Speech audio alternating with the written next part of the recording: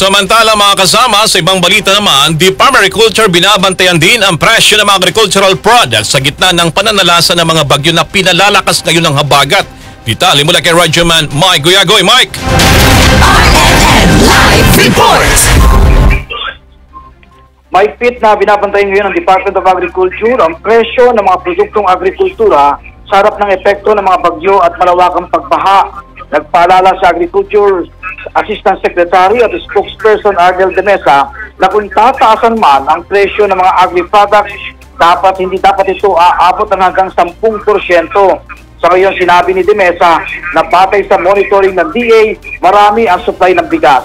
Gayun din sa mga gulay dahil halos katatapos lamang ang anihan ng mga magsasaka. Sa ngayon, nagpapatuloy ang pagkalap ng DA ng datos sa halaga ng pinsala ng kalamidad sa sektor ng agrikultura.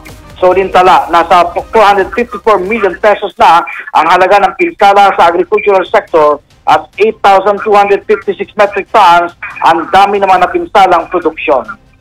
Kasama mo sa DZXL RMN Manila, Radyoman Mike Guyagoy, Tatak, RMN.